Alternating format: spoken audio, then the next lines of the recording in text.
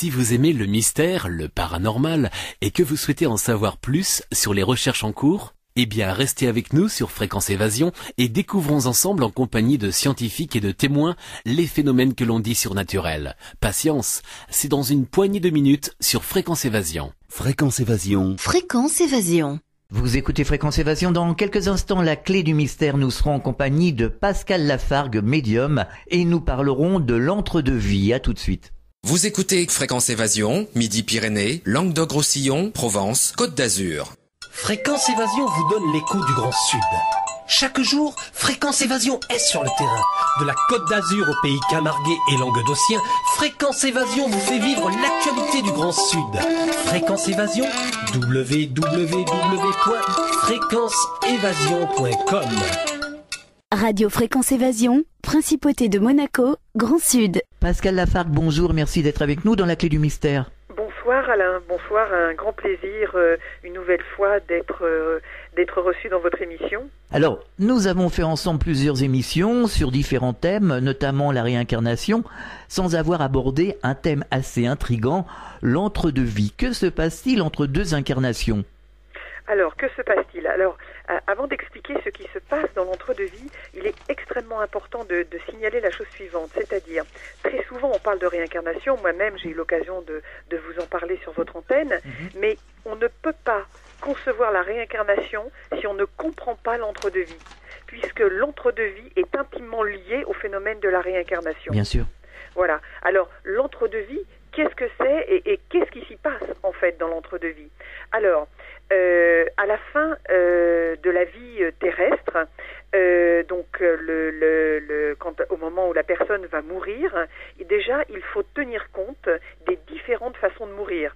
C'est-à-dire qu'en fait, on ne meurt pas, tout le monde ne meurt pas dans le même état d'esprit, de la même manière, et tout ça sera une incidence sur l'âme et notamment sur la continuité, je dirais, de l'âme dans le travail d'entre-deux-vie avant sa prochaine incarnation. Ouais. Alors, j'ai répertorié tout au long de mes expériences donc 5 possibilités, c'est-à-dire la mort lente, qui est souvent reliée à la maladie et au supplice, la mort brutale, qui est souvent liée à l'accident, l'attentat, la crise cardiaque, la mort attendue, qui est souvent liée à la vieillesse et la maladie, les phases finales de longues maladies, la mort préméditée, qui est souvent liée et reliée au suicide, et puis ce que j'appellerais le décès prémonitoire, c'est-à-dire la personne va exprimer, alors intellectuellement bien entendu, mais surtout de façon inconsciente des faits, ou avoir une attitude qui va traduire en fait quelque chose dont elle n'a pas conscience, mais qui va se dérouler. Ouais. Voilà. Ouais. Un exemple, quand le Concorde s'est envolé il y a 10 ans, celui qui s'est crashé à Gonesse, eh bien, il s'est passé 2 événements absolument incroyables. C'est que une des hôtesses qui est à bord, qui était une amie d'une de mes amies, et qui a voué sa vie à Concorde, avait dit la chose suivante: si je n'étais pas quelqu'un de professionnel, je ne prendrais pas ce vol aujourd'hui. Ah, oui. Et le copilote qui avait dit, avant de fermer la porte de l'avion, donc il avait salué un confrère qui était resté au sol au cas où, au dernier moment, s'il y avait un problème technique, pouvoir, le remplacer au pied levé. Donc il est allé saluer son collègue avant de fermer la porte de l'avion. Et là, au lieu de lui donner une simple poignée de main, il lui a dit, et il l'a pris dans ses bras, et il lui a dit la chose suivante: que Dieu te protège, que Dieu te protège. Et là, effectivement, cette réaction avait été complètement inattendue, surtout de la part de cet homme-là, et bien évidemment, ça s'est su dans le milieu des navigants, et puis, l'histoire, vous la connaissez, l'avion s'est crashé à Gonesse. Mais ce qu'il faut savoir aussi, parce que ça aussi sera une incidence par rapport à l'âme et à l'évolution dans l'entre-deux-vie, c'est que lorsque le Concorde a décollé, donc il y a eu un feu sur un réacteur, et là, à ce moment-là, le pilote avait 2 possibilités. Soit de tirer sur le manche et continuer la montée, soit de faire ce qu'on appelle une accélération arrêt et d'essayer de se poser, d'essayer d'inverser les moteurs, et puis peut-être d'aller dans les décors, mais limiter les dégâts. Et en fait, le pilote et le copilote ont pris la décision de tirer sur le manche. Pourquoi ? Parce qu'il y avait un 747 sur la piste, et dans ce 747, il y avait Jacques Chirac. Ah oui. Et en fait, pour éviter d'avoir encore plus de dégâts et plus de morts, eh bien, ils ont eu cet acte-là. Alors, je trouve ça, d'un point de vue, sachant que les techniques avaient conscience de ce qui se passait, extrêmement héroïque et dans le, comment dirais-je, même si tout le monde, quelque part, il y avait une issue quand même dramatique, il y a quand même eu un acte qui a fait qu'on a évité encore plus de morts qu'il n'y aurait pu avoir. Ouais, bien sûr. Donc, en fait, là, ce que je viens de vous citer sur les 5 phases différentes de mourir, en fait, eh bien, comme je vous l'ai dit, la mort lente, brutale, attendue, préméditée ou le décès prémonitoire. D'ailleurs, dans ce cas de figure-là, la personne n'est pas forcément malade, mais son inconscient sait qu'un événement important va se passer et la personne, donc, de fait, l'exprime. Alors, 5 façons effectivement très différentes et pour des raisons différentes de mourir, mais ces façons-là vont être reliées aussi à l'état d'esprit de la personne. Bien sûr. C'est-à-dire, comment était la personne au moment de la mort? Était-elle en train de réaliser quelque chose d'important qu'elle n'a pu achever? Était-elle sur un chemin de compréhension, en stress ou bien contrariée, dans des conflits? Éprouvait-elle le sentiment d'une profonde injustice? Était-elle traumatisée, désespérée? Ou bien au contraire, l'âme ou la personne était-elle sur un chemin d'amour, de paix, de tolérance, de spiritualité, de compréhension ou de réconciliation? Donc en fait, vous voyez, dans les deux opposés et pour des raisons différentes, eh bien, les conditions de la mort et l'état d'esprit jouera un rôle considérable pour le début de l'entre-deux-vie de la personne. Voilà. Donc ça, à la fin de la vie terrestre, cet événement-là, on est obligé d'en prendre, de le tenir en compte, puisque lorsque je vais travailler en communication avec un défunt ou faire tout un travail très précis, je vais tenir compte aussi des conditions dans lesquelles la personne est décédée. Bien. Alors en fait, j'ai constitué un tableau qu'on peut retrouver dans un de mes livres, d'ailleurs d'une rive à l'autre, où j'explique l'évolution de l'âme, puisque j'ai travaillé étape par étape. Ça m'a demandé près de 18 ans à étendre, je dirais, ces expériences pour comprendre vraiment l'évolution de l'âme au fur et à mesure. Donc après la mort du corps physique et les conditions que je viens de citer, eh bien, il va y avoir l'étape numéro 1. Alors l'étape numéro 1, qu'est-ce que c'est? C'est la décorporation. Alors la décorporation, eh bien, j'ai constaté qu'elle pouvait être lente, comme elle pouvait être rapide. Ah oui. Et les circonstances de la décorporation vont être forcément liées aux étapes précédentes. Donc c'est pour ça que j'évolue en expliquant étape par étape, parce que finalement tout est lié.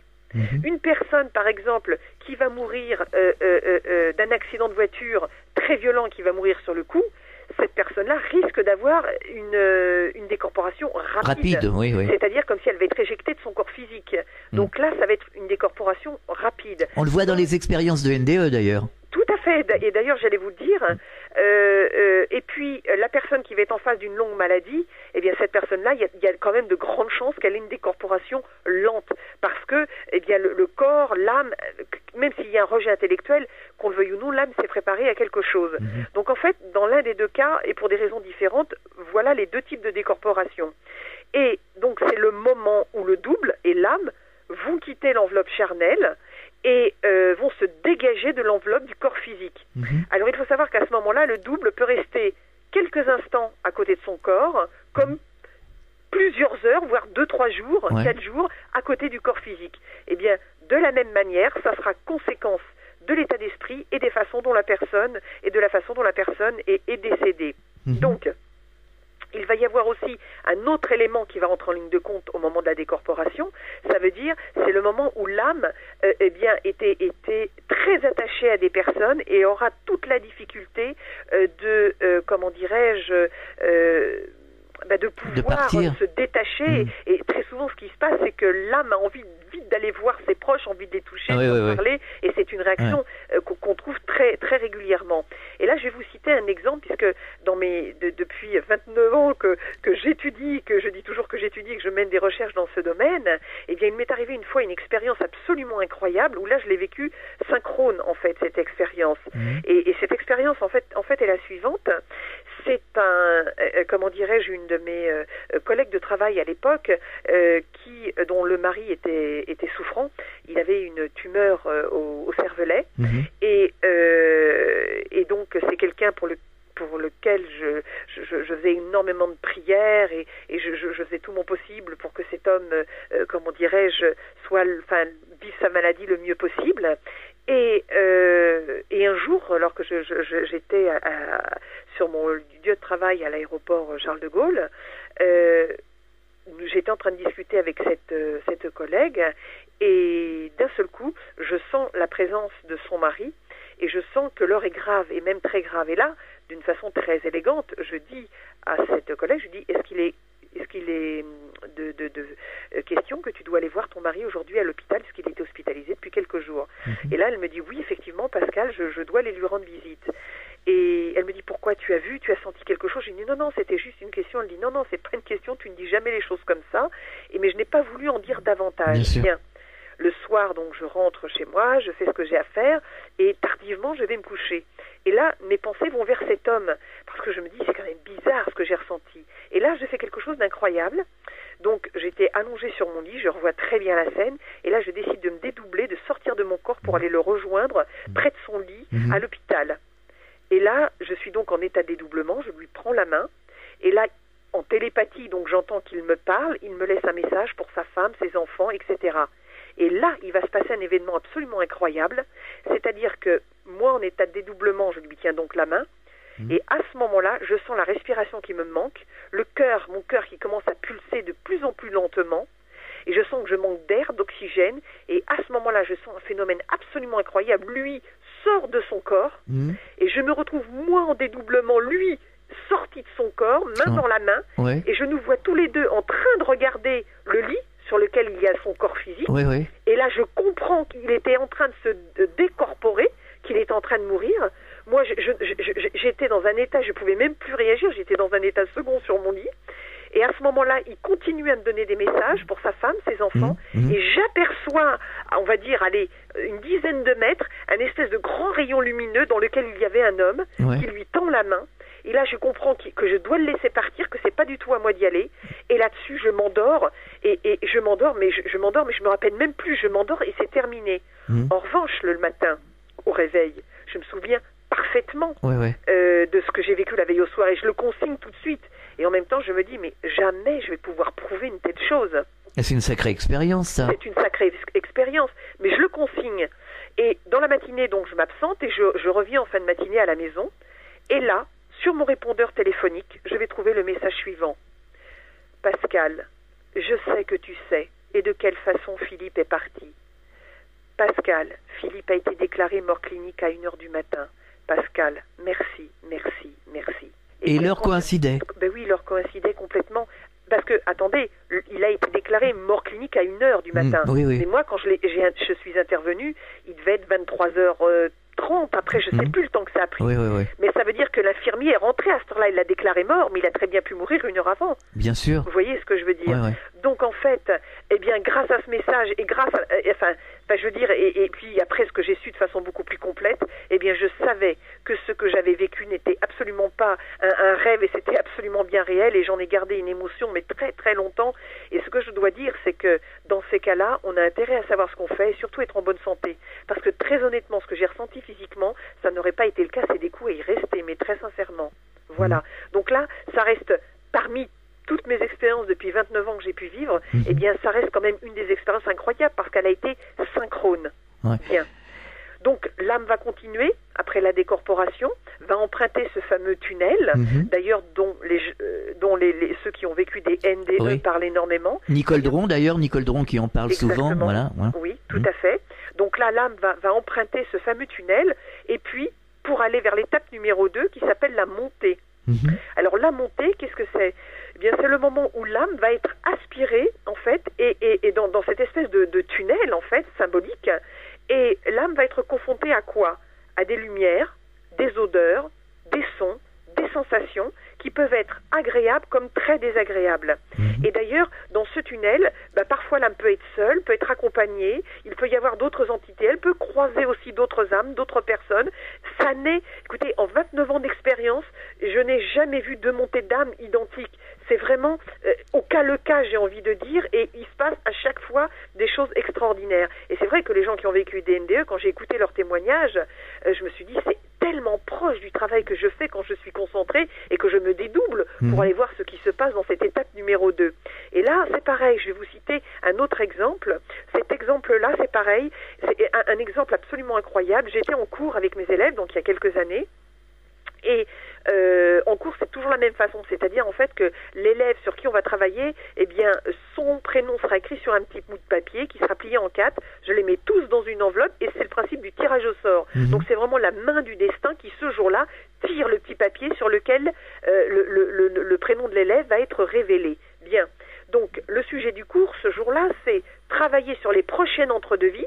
Le but n'est pas de savoir quand, comment on va mourir, ça ne m'intéressait absolument pas. J'étais avec un groupe déjà qui était assez expérimenté, qui avait déjà quelques années avec moi de travail. Et en fait, le but, c'était de voir comment il y avait la progression de l'âme.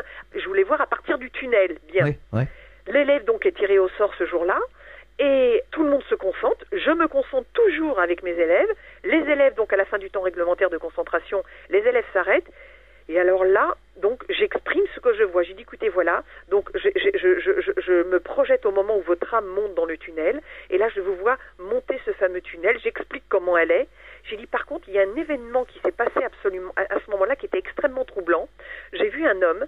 Cet homme, j'ai entendu son prénom. Il s'appelle Philippe. Alors, c'est pas le même Philippe dont je vous parlais tout à l'heure. Il se trouve que c'est le même prénom. D'accord. J'ai entendu son prénom. Cet homme m'a dit qu'il s'appelait Philippe.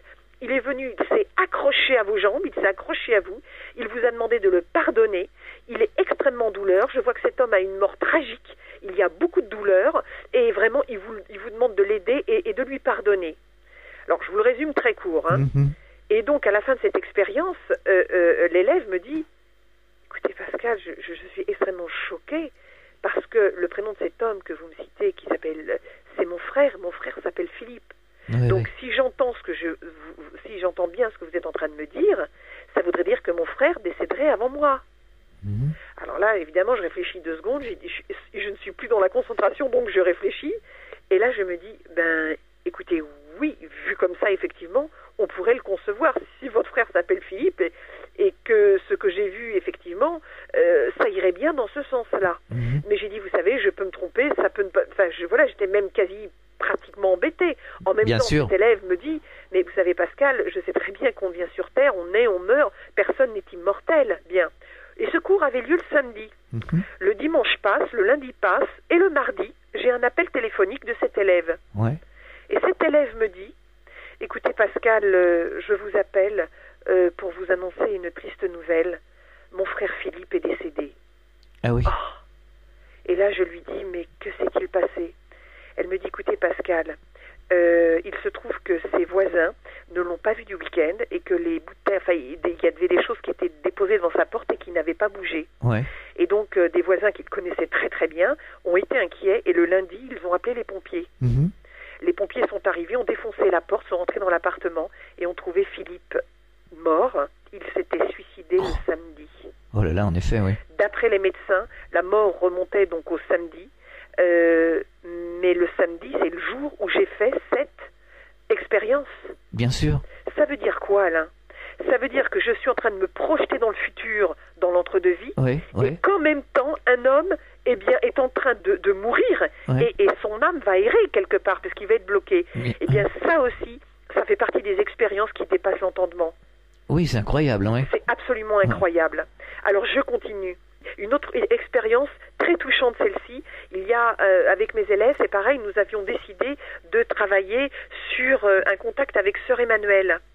Et donc, je voulais savoir comment s'était passée la décorporation, la montée de Sœur Emmanuelle, donc toujours à titre expérimentatif, auprès des élèves. Bien, les élèves se concentrent, je me concentre également.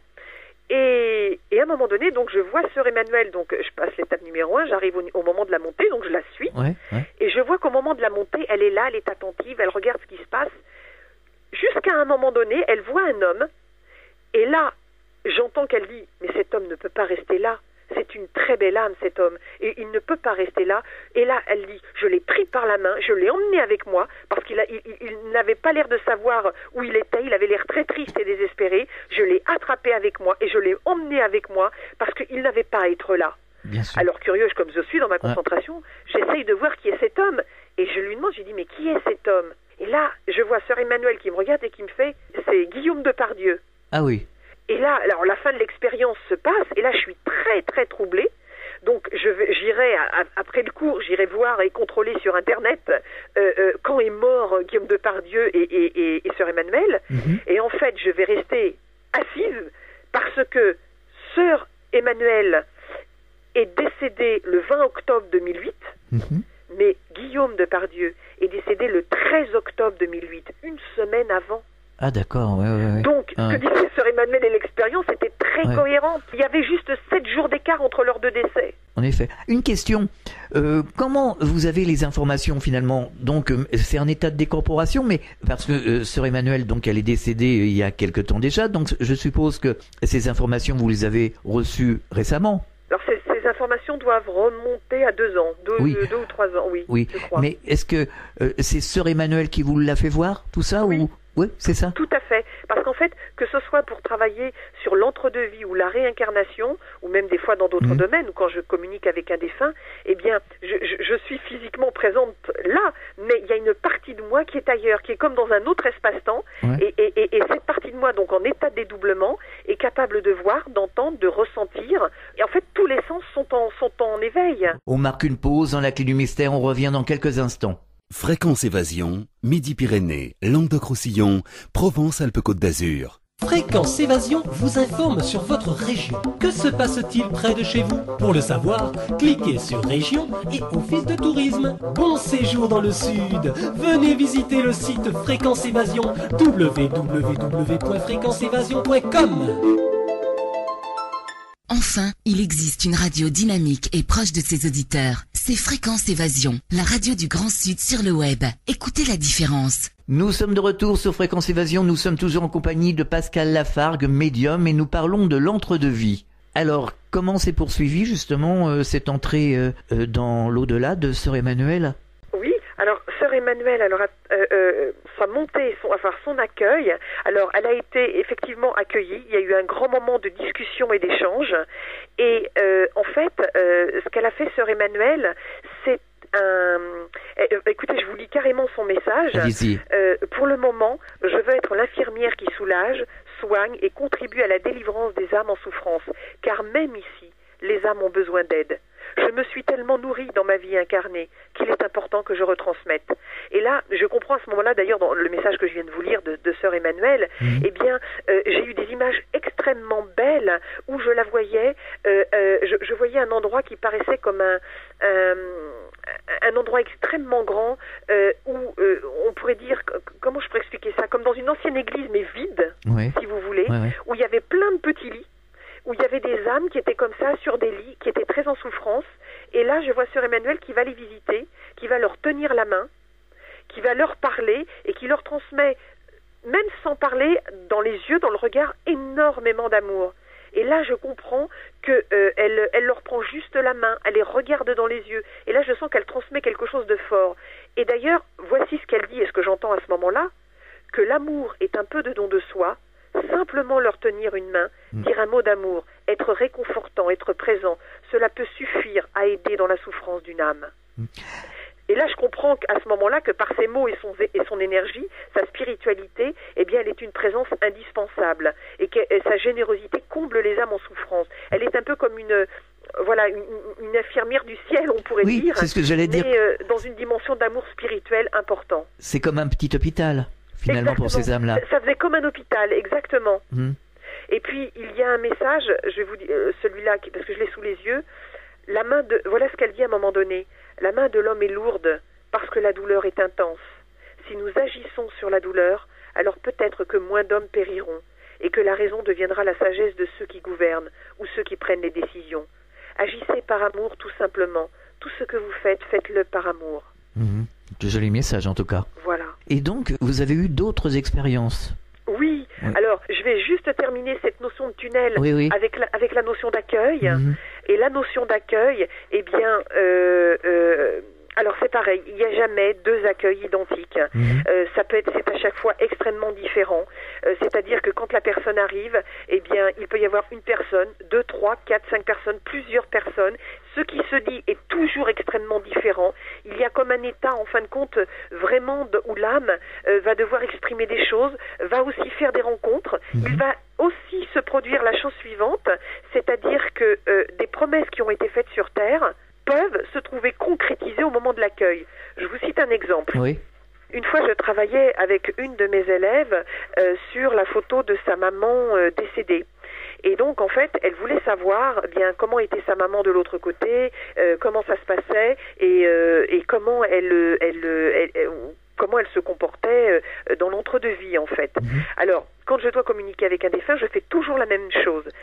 C'est-à-dire que pendant... Alors, je n'ai pas l'évaluation du temps, parce qu'une fois que je suis concentrée, je pars, ça m'est difficile. Bien sûr. Mais on va dire, pendant, allez, une demi-heure, 3/4 d'heure, je peux parler simplement de l'aspect psychologique de la personne. Pourquoi ? Parce qu'il est important pour moi que la personne sur qui je vais travailler, eh bien, que l'élève puisse identifier que c'est bien de sa mère, de son père ou de quelqu'un d'autre dont je parle. Et quand, les yeux fermés, je suis concentrée, je demande la validation, on me dit c'est juste Pascal, eh bien là je me dédouble et je vais la voir dans l'entre-deux-vie. Et là, à ce moment-là, le contact va encore durer 1 heure, 2 heures, ça va être extrêmement long. Parce que j'ai des concentrations, d'ailleurs juste pour la petite anecdote, de 3 heures en règle générale. C'est extrêmement long. C'est long, oui. C'est très fatigant parce que je parle comme je vous parle actuellement. Il n'y a pas de blanc, il n'y a pas de temps mort. C'est un déroulé de mots, de phrases, mais c'est absolument inouï. Et j'arrive à l'accueil et je vois sa maman. Et là, et voilà la chose suivante. Voilà ce que je vais dire dans ma concentration. Je vais juste vous extraire ça. J'ai dit, écoutez, voilà, je vois une femme qui est là, qui est à l'accueil. Cette femme est une religieuse. Elle s'appelle Marie, je vais dire Mathilde, mais c'est pas Mathilde, mais je me souviens plus de l'autre prénom composé. Et cette femme est une sœur, et cette femme avait fait la promesse à votre maman, eh bien qu'elle serait là au moment de l'accueil, qu'elle viendrait la chercher et qu'elle serait là. C'est une femme qui l'a énormément aidée dans des moments difficiles de sa vie. Et là, le travail que j'avais fait préalablement sur cette défunte, eh bien, j'avais vu la guerre, les camps de concentration, j'avais vu Auschwitz, tout ça, la détention, j'avais vu des choses, j'avais vu l'étoile, qu'elle portait l'étoile jaune, etc., etc. Donc, en fait, l'accueil de cette femme, et là, je dis, mais cette femme, visiblement, lui a fait une promesse puisqu'elle est là quand elle l'accueille. Donc, juste, je vous extrais ça parce que, à la fin de ma concentration, l'élève, en larmes, va me dire, écoutez, Pascal, ma mère a été enfermée dans les camps de concentration, elle a été faite prisonnière.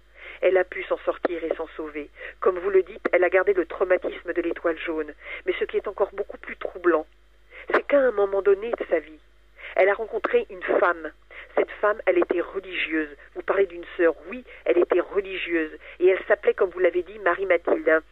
Et cette femme a été une personne extrêmement importante dans la vie de ma mère, à tel point, c'est que ma mère, très traumatisée par tout ce qu'elle avait vécu, à un moment donné, et par amour pour cette religieuse qui lui a redonné quelque part le goût à la vie, cette sœur, elle a adopté la religion catholique. Et cette religieuse, à un moment donné, cette sœur pour laquelle elle était extrêmement proche, est tombée malade. Et avant de mourir, elle avait dit donc à sa maman, « Ne t'inquiète pas, le jour où ce sera ton tour, je serai là, je t'attendrai et je viendrai te chercher. » Oui, en effet. Donc, l'élève m'a dit, Pascal, au regard de ce que vous me dites depuis 2h30, qui est d'une justesse inouïe, elle me dit, vous m'auriez dit que c'était quelqu'un d'autre, je vous aurais cru. Mais là, que ce soit celle-là, cette personne-là, elle me dit, là, il n'y a plus aucun doute. Et des expériences comme ça, mais j'en ai pléthore. J'en ai vraiment pléthore. Alors, qu'est-ce qui se passe au-delà du tunnel, justement, après cette rencontre? Une fois passé ce fameux tunnel, eh bien, l'âme va commencer son travail d'entre-deux-vie. C'est-à-dire qu'après l'accueil, il y a une sous-étape que j'appellerais le recueillement. Et cette étape de recueillement, elle est très importante parce qu'elle va permettre à l'âme de faire un peu son introspection son bilan. Ce moment-là. Et souvent, c'est une période où moi, je refuse de communiquer avec les défunts parce que faut vraiment les laisser tranquilles à ce moment-là. Oui, voilà, faut vraiment les laisser tranquilles, qu'ils fassent un peu leur travail justement de recueillement. Alors, ils peuvent le faire seuls, ils peuvent le faire à 2, à 3, à 4, ils peuvent le faire à plusieurs. Ça n'est jamais la même chose. Et là, c'est un moment introspectif très important. Et quand ils sortent de cette période introspective, l'âme, eh bien, va commencer son travail de l'entre-deux-vie. Alors là, à ce moment-là, il va se passer des choses extrêmement belles, parce qu'en fin de compte, eh bien, il y a plusieurs plans de conscience dans l'entre-deux-vie. Bien sûr. Mais j'ai pu constater également qu'il y avait plusieurs mondes, notamment le monde, on va dire, des scientifiques, le monde spirituel, le monde musical, le monde religieux, le monde des philosophes, le monde des littéraires, etc., etc. Mais ces mondes-là qui se sont constitués à un moment donné ont un but. C'est faire grandir leur discipline de l'autre côté, eux-mêmes travailler leurs faiblesses, leurs failles ou leurs incompréhensions par rapport à cette même discipline, mais aussi pouvoir inspirer et guider les gens incarnés. Vous savez, quand sur Terre, à un moment donné, vous vous dites « Oh, c'est marrant, ça faisait un moment que j'ai cherché, mais j'ai eu une petite lumière. » Une inspiration? Eh bien, l'inspiration, bien l'inspiration, je suis de plus en plus convaincue qu'elle vient justement de ces mondes parallèles et de ces énergies-là. J'en ai l'intime conviction, de plus en plus. Alors, ils travaillent chacun leur discipline. Alors, chacun travaille dans leur discipline, mais avant d'arriver des fois dans ces mondes-là parallèles, eh bien, ils vont faire un travail de rencontre, d'enseignement. Ils vont aller, parfois l'âme peut aller aussi vers un enseignement, va aller aussi vers des missions, va se préparer à travailler certaines choses, alors des aspects aussi très introspectifs de sa personnalité. Et puis, en cheminant, l'âme va aussi à un moment donné, travailler aussi beaucoup sur elle-même et comprendre aussi des choses sur elle-même. Et là, même si l'âme va mettre du temps à prendre conscience d'un autre état de conscience, il va y avoir des rencontres absolument incroyables. Et c'est ça que je voudrais aussi mettre par écrit. Quel genre de rencontres? Alors, exemple, je prends le cas d'un de mes élèves où donc je travaille beaucoup aussi sur l'entre-deux-vie. J'ai des tas de rapports d'expériences par écrit absolument incroyables. Et un jour, avec cet élève, on décide de travailler dans l'entre-deux-vie. Donc, je suis son âme dans l'entre-deux-vie, donc avant son incarnation actuelle. Et à un moment donné, je vois qu'il arrive, je vois un endroit extrêmement verdoyant, qu'il marche, je le vois marcher, se diriger vers un homme qui était assis sur un banc de pierre. Et cet homme paraissait être un guide, mais vraiment j'avais cette énergie de guide qu'il allait voir. Et là, je le vois arriver vers cet homme, il va s'agenouiller près de lui, et il va y avoir un très bel échange. Donc j'écoute ce qui se dit, mais à un moment donné, j'essaye de comprendre aussi qui est ce guide. Et ce guide me dit qu'il s'appelle Jean, qu'il a vécu au XIe siècle, qu'il a vécu à Jérusalem, qu'il était un moine hospitalier, et il me raconte sa vie. Oui. Mais ce Jean, on va le retrouver. Il a vraiment existé. Ah oui, oui, oui. Oui, on va le retrouver. Ça serait une trop longue histoire à vous raconter, mais je vais le retrouver. Donc je reviens à la communication avec ce guide, et là, il est en train de lui parler, donc il parle à son âme, en fait, des points qu'il a à travailler, des points pour lesquels il doit encore grandir. Il lui apporte aussi des grands, des grands points de compréhension. Il lui dit qu'il est aussi un guide, qui se sont croisés à 2-3 reprises dans des vies. Et je vais découvrir lesquelles, mais alors c'est des histoires mais absolument incroyables, mais quand je vous dis incroyable, ça dépasse l'entendement humain, mais vraiment. Donc je vais retrouver tout ça, et à un moment donné, y a même, vous voyez, ça va même jusque dans des petits détails où il va me dire à un moment donné, il montre donc à cet élève que je vais appeler Jean. Enfin non, je vais l'appeler Antoine, je vais l'appeler autrement que le guide. Voilà, il va montrer donc à cet élève, à Antoine, à un moment donné, une scène, et lui dit, regardez, il y a quelque chose de très important à comprendre. Alors je me plonge dans la scène, c'est comme si j'étais derrière eux et je regardais ce qu'il lui montre, et il lui montre un avion, cet avion qui se crache au sol, et un enfant qui est près de cet avion, et qui est là, et qui parle à l'âme du pilote qui est mort, quoi, qui s'est craché. En effet, oui. Et écoutez bien ce que je vais vous dire, Alain, parce que c'est énorme. Et à ce moment-là, quand on est sorti de la séance au bout de 3 heures, parce qu'il y a un débrief, on parle après, enfin bon, voilà. Il me dit, mais j'aurais été donc visiblement aviateur dans une vie antérieure, et j'aurais craché un enfant. Il me dit, si c'est le cas, ça me perturbe beaucoup. Alors j'ai dit, écoutez, voilà ce qu'il a montré, maintenant je ne sais pas du tout à quoi le relier, etc., etc. Mais cet événement-là, pour lequel je ne me souviens pas, puisqu'il faut savoir que quand je me concentre et que je révèle, je n'ai plus de souvenirs de ce que je dis après. C'est pour ça que, à ce jour, j'ai des milliers d'heures d'enregistrement sur des bandes, parce que je n'ai aucun souvenir de ce que je dis. Les médiums le disent souvent. Oui. Parce que j'ai reçu ici avant-hier Jacqueline Gindre qui est médium et qui m'a dit, tiens, dans le studio il y a quelqu'un qui vous connaît, etc., etc. Puis elle m'a dit plein de choses, et puis elle m'a dit enregistrez parce que après je vais plus m'en souvenir. Tout à fait. Oui. Et donc, on va dire, je sais pas, peut-être 4-5 ans après, je fais un travail de vie antérieure sur cet élève, et je vais découvrir qu'il a été un aviateur pendant la Seconde Guerre mondiale. Et je vais découvrir, enfin, à un moment donné, je vais juste à ce détail-là, je vois qu'il est aux commandes de son avion, que c'est la guerre. Je vois que son avion va être frappé par un obus, que l'obus va lui toucher l'arrière du crâne, et que l'avion va se cracher et qu'il va mourir. Alors ce détail est important parce que, évidemment, je fais une révélation qui est beaucoup plus importante que ça, 3 heures de révélation. Bien sûr, ouais. On va faire une enquête et on va le retrouver, cet aviateur. Un petit peu quand vous faites les enquêtes sur la réincarnation. Ah ben c'est complètement ça. Là, c'est la même chose. Enquête sur une vie antérieure, là. Oui. Donc cette enquête, on va le retrouver, l'aviateur. Et ce qui va dépasser l'entendement, c'est que tout ce que j'ai dit est vrai. C'est Cet aviateur est bien mort en 44 alors qu'il était aux commandes de son avion et qu'un obus a tapé sur la carlingue et lui a tapé l'arrière du crâne. Tout était juste, tout était juste, absolument incroyable. Sauf que cet élève, eh bien, a remis à plat tout cela. Et il s'est souvenu dans toutes ses notes, parce que je vous assure, il doit avoir plusieurs compilations de livres, cet élève, de toutes les révélations que je lui ai faites. Il s'est rappelé, mais alors pas moi, parce que moi je n'en avais pas de souvenir, ce qu'avait dit le guide Jean, donc dans l'entre-deux-vie. Oui. Mais l'explication, Alain, 4 ans après, on va l'avoir. Pourquoi? Parce que ce pilote avait 3 enfants quand il est mort, mais sa femme attendait un 4e enfant qui est né 2 jours ou 3 jours après la mort du pilote. En effet. Or, si on revient 4 ans avant au message du guide Jean, eh bien, le guide Jean le faisait, travailler sur un élément important, le pardon. Parce que l'enfant qui était à côté de l'avion, il l'a jamais craché. C'était l'enfant qui allait naître et qui venait voir son père, qu'il ne verrait pas d'un point de vue incarné parce qu'il est mort, mais qui venait le voir, lui, avant de s'incarner, et le pilote, donc, désincarné. Vous me suivez? Oui, absolument. C'est incroyable. Et c'est grâce aux enquêtes, et c'est grâce à toutes les enquêtes que je mène, que l'on peut justement rendre concrètes ces révélations-là.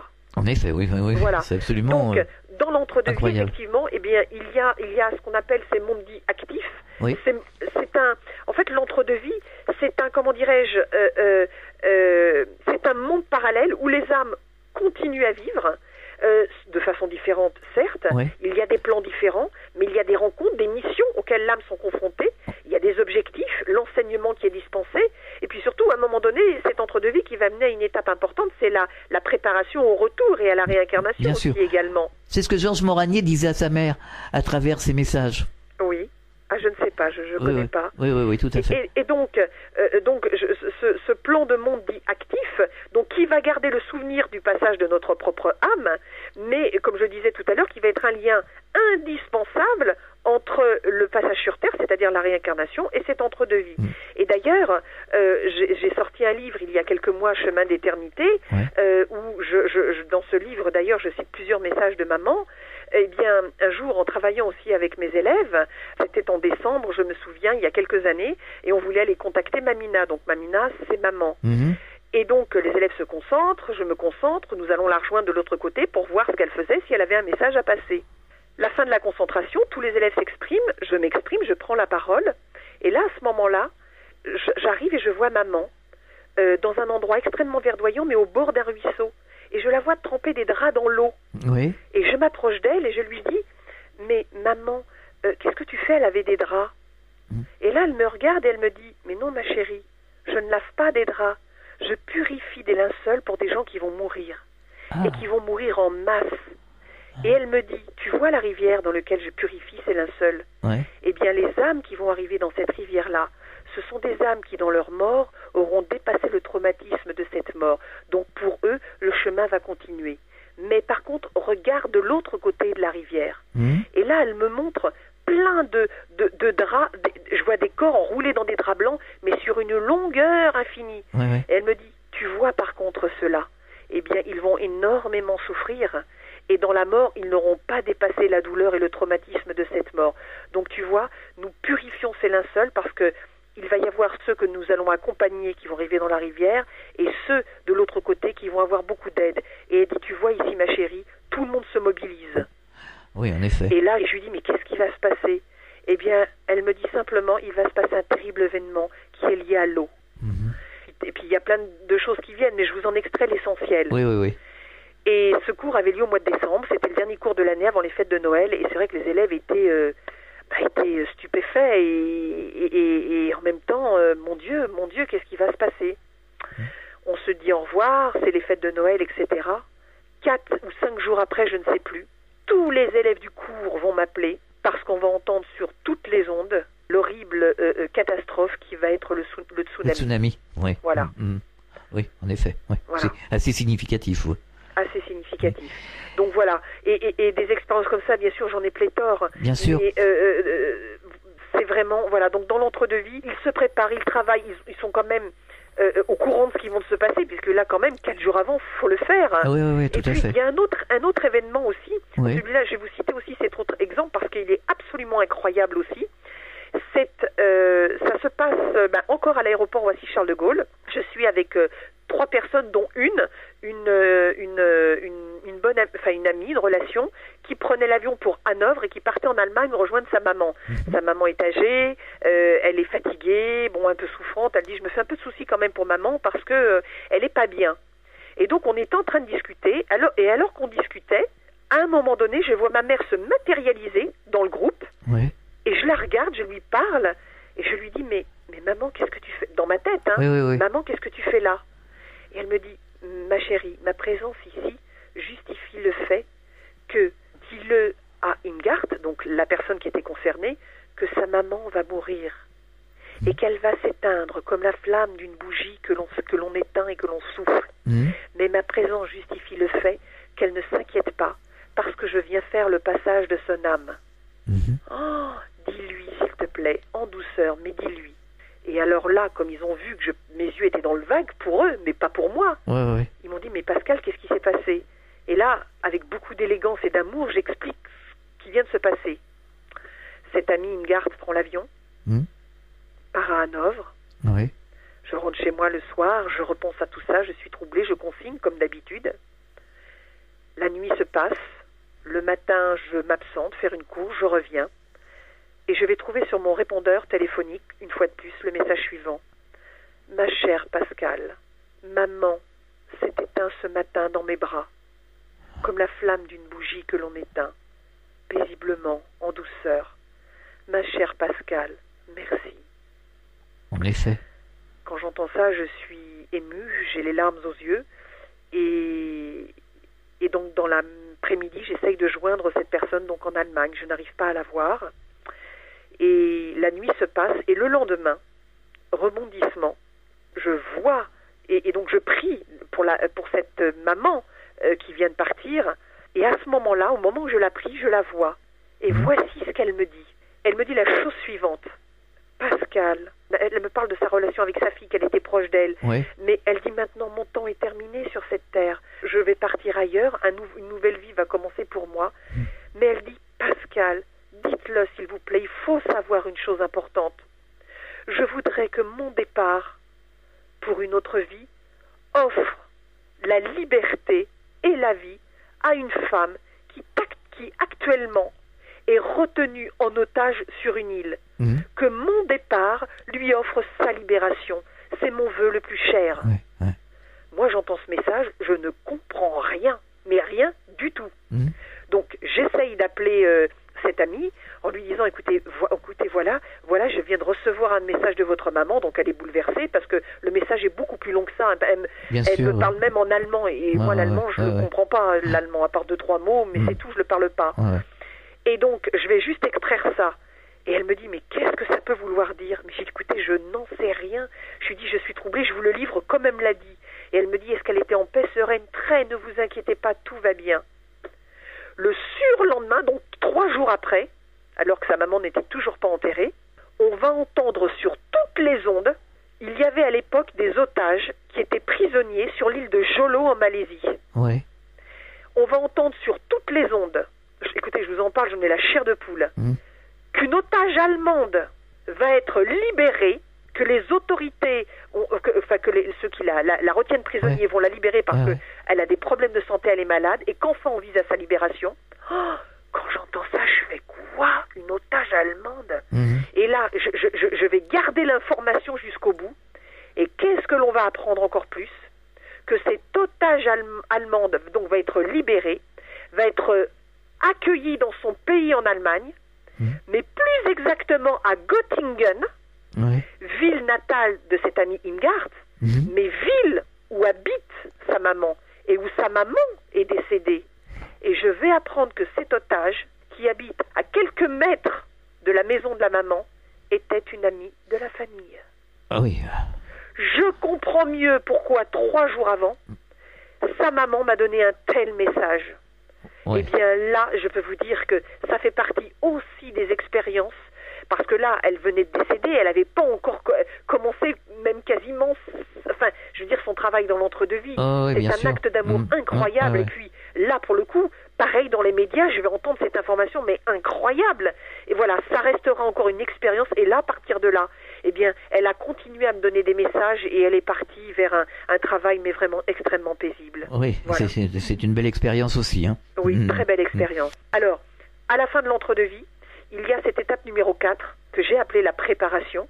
C'est le moment où l'âme va, comment dirais-je, être appelée pour entrer dans un processus à ce moment-là de réincarnation. Alors, appelée par qui ? Alors, bonne question. C'est-à-dire qu'à un moment donné, dans l'entre-deux-vie, j'essaye de faire assez vite pour vous balayer toutes les étapes qu'on retrouve jusqu'à la réincarnation, en fait. Hein. Alors, à un moment donné, j'ai constaté, alors les premières fois que j'ai fait mes expériences sur l'étape, quand j'ai travaillé beaucoup sur cette étape numéro 4, j'ai, j'ai constaté qu'il y avait toujours à peu près la même chose. C'est-à-dire que l'âme, dans le travail qu'elle faisait ou dans l'endroit où elle était, eh bien, on venait la chercher. Elle savait à ce moment-là, mais elle savait parce qu'il y avait déjà un travail en amont, c'est-à-dire qu'elle savait qu'elle était prête, soit elle l'avait demandé, soit elle l'avait pas demandé, soit on allait l'en informer. C'est jamais vraiment de la même manière. Mais en revanche, à ce moment-là, eh bien, il y a des guides ou des missionnés qui viennent chercher cette âme. Et dans mes premières expériences, j'ai constaté que ça se passait souvent de la même manière, c'est-à-dire qu'on les amenait sur un chemin. Ce chemin était bien délimité. Et ma première expérience que je vois, eh bien, je vois qu'au bout de ce chemin, il y a une grande pierre levée. Et que là, l'âme avec ses guides était là, donc la personne. Et donc, il y avait comme une espèce de rituel où elle se lavait les pieds, les mains, elle touchait, il y avait quelque chose sur la pierre. Et en fait, je vois que c'est un immense cercle de pierres, où les pierres, comme des grandes pierres levées, mais à hauteur égale et à distance égale, en intermédiaire, donc un cercle. Donc après s'être lavé les pieds, avoir parlé, avoir touché quelque chose, elle va entrer dans ce cercle. Dans le deuxième cercle, quand elle rentre dans ce cercle, je vois un deuxième cercle. Dans ce deuxième cercle, pareil, où il y a ces espèces de piliers à distance égale, je vais apercevoir comme une espèce de gradin. Alors il peut y avoir quelques personnes, beaucoup de monde, comme si les gens observaient, étaient là et regardaient. Et au milieu de ce deuxième cercle, je vois comme une espèce de grand pupitre, sur lequel, de grandes colonnes, où il y a un pupitre et un grand livre ouvert. Et j'entends qu'on me dit, c'est le livre de la vie. Et on amène l'âme donc près de ce livre, avec ses guides, et alors évidemment, je regarde ce qui se passe, et je vois qu'en fait, un des guides montre la page, mais sur la page, je vois qu'il n'y a rien d'écrit, parce que je vois que c'est des scènes qui se déroulent devant les yeux. Mais ce que je sais, c'est que l'âme, à ce moment-là, est jugée, alors pas jugée dans le sens de bien ou de mal, mais qu'en fait, sur l'œuvre, enfin, ce que je sais, c'est que sur ce que l'âme a accompli dans ses vies antérieures, mais surtout dans son entre-deux-vie, c'est-à-dire et dans son présent, ce qu'elle en a tiré, eh bien c'est de tout ça dont il va être question. D'accord. Et ensuite l'âme va ressortir après par un autre endroit, mais pas par celui par lequel elle est rentrée. Et là, il va se passer après un autre processus dont je vais vous parler tout de suite après. Et donc, souvent, ça revenait la même chose. Et à l'époque, quand je travaillais beaucoup cette étape-là en cours avec mes élèves, je me disais, mais comment je vais faire pour prouver ou démontrer ça? Parce que finalement, tout mon travail est basé sur ce principe-là, quand même. Bien sûr. Et une de mes élèves, qui était extrêmement férue de théologie et qui avait une connaissance liturgique absolument incroyable, elle me dit, vous savez, Pascal, tout le travail que vous êtes en train de faire depuis un moment, parce que je vous écoute en cours et c'est absolument incroyable, eh bien, il y a un livre qui en parle. Et elle me dit, ce livre, je vous l'ai apporté aujourd'hui parce que je voulais vous l'offrir. Et ce livre, elle va me l'offrir. Ce livre, c'est l'Apocalypse de Saint Jean. Et là, ce livre, je l'ai avec moi, je vais l'ouvrir, et voici ce qu'il est écrit au chapitre 20 de ce livre. Je vis ensuite les morts, grands et petits, qui comparurent devant le trône, et des livres furent ouverts. Puis on en ouvrit encore un autre, qui était le livre de la vie. Et les morts furent jugés sur ce qui était écrit dans ces livres, selon leurs œuvres. C'est écrit dans l'Apocalypse. Et je vais retrouver, grâce à cet élève, Manon, pour ne pas la citer, eh bien, des réponses à ce travail d'entre-deux-vie et à ce travail de préparation. Et là, je me suis dit, c'est incroyable. Et après, avec le temps et mes nombreux voyages que j'ai pu effectuer, eh bien, je me suis rendu compte que des sites comme Avebury, Stone Age, le Tolo Sadef et bien d'autres que j'ai pu voir en Écosse ou ailleurs, qui reprenaient cette idée de cercle et qui étaient des lieux de passage des âmes absolument incroyables. Donc tout ça prenait son sens.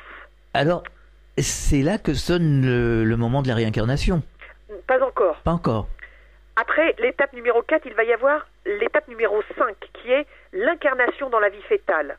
C'est-à-dire que quand l'incarnation va se faire au moment où l'embryon devient fœtus, ça veut dire qu'à partir du moment où il y a des pulsations cardiaques, ça y est, l'âme a connecté avec sa famille d'accueil, si je puis dire, comme ça. Mais en même temps, l'âme va faire des allers-retours encore dans l'entre-deux-vie et dans le ventre de sa maman.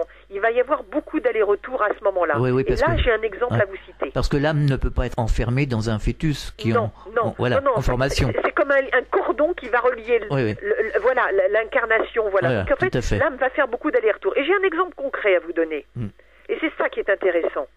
Un jour, une de mes élèves, pareil, me demande de travailler sur la photo de sa maman défunte. Parce qu'elle me dit, elle est partie depuis un petit moment, j'aimerais savoir comment elle est de l'autre côté. J'ai dit, pas de problème. Donc, comme d'habitude, vous l'avez compris, allez, pendant un certain temps, je fais le portrait psychologique de la personne, parce que je veux être sûr que je suis bien sur la personne avec laquelle je vais prendre contact. Et après, je me dédouble et je vais dans l'entre-deux-vie. Et là, il va se passer un événement incroyable. C'est-à-dire, je ne la vois pas. Rideau noir, c'est la première fois que ça m'arrive dans ma carrière. Rideau noir, je ne vois rien. Je me dis, c'est pas possible. J'ai dit, mais c'est pas possible. Mais où êtes-vous? Et je vois rien, j'entends rien. Et alors là, je commence un peu à désespérer et je prie. Je dis, mais maman, aide-moi, qu'est-ce qui se passe? Et à ce moment-là, on me montre un immense sablier et on me fait comprendre la notion du temps qui coule. Et là, je commence à entendre et j'entends la chose suivante. Je ne suis plus ici, mais je ne suis pas encore incarnée. Je suis en train de voyager entre les deux mondes pour l'instant. Alors là, je comprends que je saisis l'âme de la maman. Je dis, s'il vous plaît, aidez-moi, qu'est-ce qui se passe? Et elle me dit, je ne suis pas ici, je ne suis pas encore incarnée, je ne suis plus complètement dans l'entre-deux-vie. Je fais des allers-retours entre les deux plans pour l'instant, parce que ça y est, la famille dans laquelle je vais arriver, ma future maman actuellement est enceinte. Elle fait partie de l'entourage, donc de l'élève. Elle fait comprendre qu'elle fait partie de son entourage proche.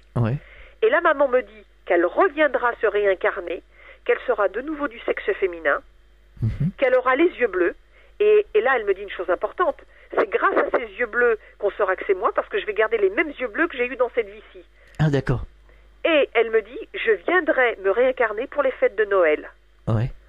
Alors évidemment, la séance se termine. Alors je dis à mon élève, je dis, parce qu'on ne peut pas parler quand je suis concentrée. Il ne faut surtout pas qu'on me parle. Bien sûr. Et donc à la fin de la concentration, je dis à cet élève, je dis, mais qui est enceinte autour de vous? Et là, elle me dit, mais personne n'est enceinte autour de moi. Puis d'un seul coup, elle me fait, mais si, elle me dit, ma nièce. Mais elle me l'a dit il y a juste une semaine qu'elle attendait un bébé. Elle me dit, mais comment le savez-vous? Parce que les gens, c'est tellement puissant l'information qu'ils disent, comment ça se fait? Parce que votre maman vient de me le dire. Et elle me dit, mais c'est vrai? Elle me dit, ma nièce m'a annoncé il y a une semaine qu'elle attendait un bébé. Et cet élève, donc, m'avait mis des photos de sa maman, et puis elle m'avait mis la photo d'un monsieur qui était aussi... voilà. Puis je lui dis, mais dites-moi, je lui dis... Elle me dit, mais ça veut dire que maman reviendrait se réincarner dans la famille? Et là, je lui dis, oui, visiblement, oui. Mais j'ai dit, apparemment, elle vient se réincarner pour un homme, mais ça m'a l'air d'être celui-là. Je lui dis, qu'est-ce qui s'est passé avec cet homme-là? Et là, d'un seul coup, elle fond en larmes. Et elle me dit, oh mon Dieu, Pascal, cet homme, c'est mon frère. Le père de ma nièce. Et il faut savoir une chose, c'est que maman est décédée sans jamais avoir reparlé à son fils. Ils ont été fâchés pendant 15 ans. Elle est morte sans jamais lui avoir parlé, très fâchée, et ils ne se sont pas vus pendant 15 ans. J'ai dit, eh bien, je comprends maintenant pourquoi elle revient. Puisqu'en fait, j'étais plus axée sur la maman que sur le frère, en fait. Et pour la petite histoire, l'enfant est né pour Noël. C'était bien une petite fille et elle avait bien les yeux bleus. En effet. Ça veut dire quoi? Ça veut dire que la maman vient régler un problème. Donc là, ce n'est plus la mère de son fils, mais ça va devenir la petite fille. Oui, absolument. Donc en fait, elle va avoir un autre lien hiérarchique, mais où elle vient pour réparer quelque chose. Oui, oui. Et la réconciliation.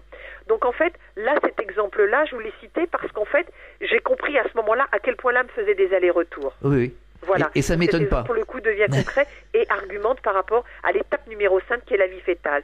Et puis l'étape numéro 6 qui va être la naissance. Eh bien, la naissance, eh bien, de la même manière que l'on ne meurt pas de la même façon, eh bien, on ne naît pas de la même façon. Pourquoi ? Eh bien, parce que la naissance, on peut naître par les voies naturelles, par césarienne, par les forceps, par un siège décomplété, le cordon autour du cou, une asphyxie, etc., etc. Eh bien, cette étape 6, donc qui va ramener l'âme dans la vie incarnée, eh bien, la façon dont la personne va décéder pourra, dans certains cas, être liée aussi à la façon dont la personne est morte. Et en fait, ce fameux tunnel, donc qui va inclure l'étape 1, la décorporation, l'étape 2, la montée, l'étape 3, l'accueil. Après, il y a imaginez donc ce tunnel qui monte, visualisez-le avec les 3 étapes. Eh bien, au bout de ces 3 étapes, il va y avoir cette période d'entre-deux-vie. Eh bien, imaginez un tunnel qui redescend dans l'autre sens, avec l'étape numéro 4, la préparation, 5, la vie fétale et 6, la naissance. Eh bien, ce tunnel, je l'ai matérialisé et je lui ai donné un nom, c'est l'utérus. Oui, j'avais bien compris. En fait, là, j'ai essayé concrètement de vous expliquer, et en plus avec des exemples concrets, le cheminement de l'âme au moment donc de la mort physique et au moment de l'incarnation. On marque une pause dans la clé du mystère, on revient dans quelques instants. Radio Fréquence Évasion, le son de la Côte d'Azur. Sur Fréquence Évasion, les stars d'hier, d'aujourd'hui et de demain se racontent en toute liberté. Pour en savoir plus, cliquez sur Programme. Bon surf sur le site de Fréquence Évasion, www.fréquenceévasion.com. Prenez de l'altitude avec Fréquence Évasion. Nous sommes de retour sur Fréquence Évasion, nous sommes toujours en compagnie de Pascal Lafargue, médium, et nous parlons de l'entre-deux-vie. On nous a demandé à plusieurs reprises de faire une émission sur l'entre-deux-vie, et beaucoup d'auditeurs nous posent toujours des questions assez récurrentes. Les retrouvailles avec les personnes de la famille. Ça, c'est... Alors, pour les retrouvailles avec les personnes de la famille, j'ai envie de dire, c'est pas systématique. Alors, pour une simple et bonne raison. Il y a plusieurs raisons, en fait. La première, eh bien, il se peut que, quand une personne décède et va faire son travail dans l'entre-deux-vie, eh bien, que cette personne soit réincarnée avant qu'un membre de la famille ne décède. Auquel cas, dans ce cas-là, ils ne vont pas se retrouver. Il se peut également que les personnes décèdent à quelque temps d'écart, mais qu'ils ne soient pas sur un même plan de conscience. Donc ils peuvent aussi ne pas se croiser. Mais est-ce qu'ils peuvent redescendre pour accueillir la personne ? C'est-à-dire redescendre, parce que s'ils ne sont pas sur le même plan de conscience... Alors oui, vous voulez dire changer de plan de conscience. Voilà, pour venir accueillir. Alors c'est là où j'allais arriver sur la troisième possibilité. Il se peut également qu'une personne donc décède, soit sur un plan de conscience, et qu'une autre personne à qui elle était liée décède et ne se trouve pas sur un même plan de conscience, mais qu'à un moment donné dans l'entre-deux-vie, eh bien, une personne vienne visiter l'autre pour une raison précise. Ça arrive aussi. En fait, il y a plusieurs cas de figure. Il y a plusieurs possibilités et plusieurs cas de figure. Mais il y a toujours quelques membres de la famille qui viennent quand même, de toute façon. J'ai vu, par exemple, dans le cas de l'accueil, des fois, il n'y avait aucun membre de la famille. Ah ouais ? Des fois, il m'est arrivé de voir qu'aucun membre de la famille n'était présent, que c'était des guides, des missionnaires, voire même des amis qui étaient là. C'est jamais la même chose. Un membre de la famille, il se peut que dans l'entre-deux-vie, on le retrouve, et qu'il y ait une belle histoire qui continue, mais il se peut qu'on ne se retrouve pas. Et de la même manière que des membres de la famille peuvent être sur un même plan de conscience, et que des membres de la même famille peuvent être sur un plan de conscience différent, mais se retrouver à un moment précis pour travailler. Et puis, il se peut aussi que l'âme, le travail qu'a à faire l'âme, doit peut-être aussi se faire sans la personne, parce que c'est un travail qu'elle doit faire elle. Donc, en fait, dans l'entre-deux-vie, alors, je ne peux pas vous dire ni oui ni non, parce que c'est pas vrai. Parfois, on peut rencontrer des gens de la famille, les retrouver à un moment donné précis dans l'entre-deux-vie, mais parfois, eh bien, il arrive que c'est pas toujours systématique. Ça dépend de tellement de paramètres. Parce qu'on avait l'impression, d'après certains, que c'était systématique, justement. Écoutez, fort de ce travail de 29 ans, je me suis rendu compte que c'était pas systématique. Ou tout au moins, même s'il y a des absents, il y a quand même quelques membres de la famille qui est là pour accueillir. je peux pas aller contre mes expériences. Oui, en fait, tout à fait. C'est pour ça que je vous disais, si la personne de la famille est déjà réincarnée, ils vont pas pouvoir se croiser dans l'entre-deux-vie, puisqu'elle est réincarnée. Alors, ce qu'elle va laisser dans l'entre-deux-vie, c'est une énergie, c'est son passage. Et auquel cas, l'âme peut être en contact avec cette énergie laissée. Mais si elle est repartie dans un cycle, ils ne vont pas se croiser. Mais de la même manière que ils peuvent croiser des gens de la même famille, peuvent se retrouver sur un plan de conscience identique. Ils peuvent se retrouver sur un plan de conscience qui ne soit pas identique, mais se croiser à un moment donné. Donc en fait, parfois oui et parfois non. Et pas systématique. Parce qu'il faut tenir compte, il faut bien comprendre une chose, c'est que l'âme, quand elle est dans l'entre-deux-vie, elle va suivre un chemin, son itinéraire, elle va avoir un travail à faire. Parce qu'on dit que, il y a des groupes de familles qui travaillent ensemble justement et qui travaillent pour une prochaine incarnation. C'est pas systématique. Oui, je vous dirais la même chose. Alors, ce type d'expérience, je réfléchis, j'essaie de faire appel à ma mémoire. Il est arrivé que dans l'entre-deux-vie, quand je travaillais avec certains élèves, j'ai vu qu'il y avait eu des rapports très forts avec des âmes dans l'entre-deux-vie, et ces rapports ont été si forts qu'ils ont voulu se retrouver dans cette vie incarnée. C'est pour ça que parfois on va retrouver une maman, un papa, un frère ou une sœur, ou même quelqu'un qui ne soit pas filialement de la famille, mais qui peut être aussi un ami et qu'il y ait des relations très fortes. Bien sûr. Mais il faut comprendre aussi une chose, c'est que dans l'entre-deux-vie, il y a aussi beaucoup un travail personnel sur l'âme, sur un cheminement personnel. Dans l'entre-deux-vie, des âmes peuvent travailler et se retrouver par groupe. Ça, oui, et je vous dis un grand oui par rapport à ça, parce que ça arrive extrêmement souvent. Maintenant que des familles entières se retrouvent, faut qu'il y ait un sens et une sacrée raison. Alors, dans une notion karmique, par exemple, je prends le cas où il y a une mort collective, où la famille va mourir ensemble. Eh bien, il y a de grandes chances qu'ils vont mourir, partir et monter ensemble. Mais après, il peut y avoir des différences d'orientation en fonction du cheminement personnel. Oui. Vous voyez ce que je veux dire? C'est-à-dire, attention, faut pas tout radicaliser. Alors, je vais vous dire, oui, ça peut arriver. Oui, ça arrive. Mais c'est pas systématique pour autant. Parce que ça, c'est récurrent. Alors, c'est la question des auditeurs de pratiquement tout le monde qui refuse la réincarnation. On sait qu'elle existe, mais ils la refusent parce que il dit non, moi je veux retrouver mon cousin, mon oncle, mon fils, voilà. Alors, pour rebondir sur cette question-là, il arrive parfois aussi que les promesses que l'on se fait sur Terre, si elles sont fondées sur quelque chose de fort, vont trouver leur résonance. C'est le cas de la religieuse qui a retrouvé la maman de cet élève. Bien sûr. Donc ça, à partir du moment où une promesse est fondée sur quelque chose de fort et une forte intention, eh bien, il y a 99% de chances qu'on retrouve cette personne-là. Je dis bien, pourquoi? Parce que je laisse toujours ce petit pourcentage si la personne a suivi son chemin de réincarnation. Mais si la volonté est forte, oui, je peux vous dire que les personnes se retrouvent et travailleront ensemble. Oui. Parce qu'il y a des âmes, j'ai pu à travers mes travaux depuis 29 ans, qui se sont aussi croisées dans l'entre-deux-vie, sur la Terre, oui, mais aussi dans l'entre-deux-vie. Bien sûr. Et de la même manière qu'on retrouve des fois des liens karmiques entre les parents ou les enfants. Et comme des fois on ne les retrouve pas du tout, il n'y a aucun lien karmique.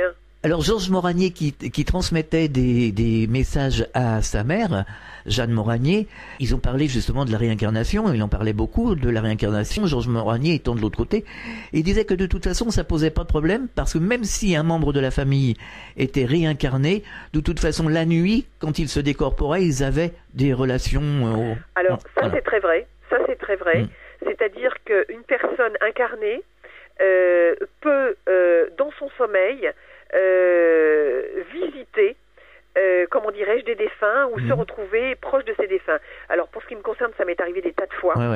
Et il faut savoir que dans la phase de sommeil profond, quasiment tout le monde se dédouble. Et vous êtes relié à ce moment-là par ce qu'on appelle le cordon d'argent. Ça veut dire qu'en fait, votre corps et votre mental est complètement relâché et vous pouvez, dans votre rêve, au moment du sommeil profond, vous retrouvez dans un plan où vous êtes avec votre défunt. Tout à fait, je vous le confirme. Et d'ailleurs, au réveil, souvent les gens disent « mais j'y étais, j'ai pu la sentir, la toucher, à me parler ». Eh bien oui, c'est juste, effectivement. Vous savez, quand des gens se sont beaucoup aimés, on peut se retrouver dans une autre vie, on peut se retrouver dans l'entre-deux-vie, on peut se retrouver grâce aux rêves, parce que les rêves sont aussi un moyen de pouvoir communiquer et d'être proche. C'est-à-dire, en fait, quand le lien est fort, il peut ne jamais se casser. Bien sûr. Mais là où je voudrais attirer l'attention, c'est important, c'est pas systématique. Ouais. Voilà, c'est juste ça. Faut pas dans ce domaine-là, c'est pas oui et non. C'est chaque cas est à étudier. Voilà. En fait, c'est les lois de l'amour de toute façon. Exactement, Alain. C'est les lois de l'amour. Si l'amour est fort et vraiment très intense, les choses sont possibles de façon différente et sur des plans différents. Et d'ailleurs, des personnes qui se retrouvent pas forcément dans l'entre-deux-vie peuvent effectivement le faire à travers les rêves. Tout à fait. Oui. Alors une autre question récurrente, c'est comment c'est de l'autre côté. Voilà, on nous dit sans arrêt. Alors est-ce qu'il y a des paysages, est-ce qu'il y a un environnement, et voilà. Oui. Alors ce que j'ai oublié de signaler, c'est que les différents plans de conscience, comment on peut les déterminer? On peut les déterminer par l'environnement, les couleurs, les odeurs, les sons, les sensations. Tout ça va être déterminant pour les plans de conscience. Alors souvent, je me suis retrouvée, là, comme sœur Emmanuelle, j'avais l'impression de me retrouver dans une grande église géante, mais sans hôtel, sans rien, avec comme une espèce avec des petits lits partout.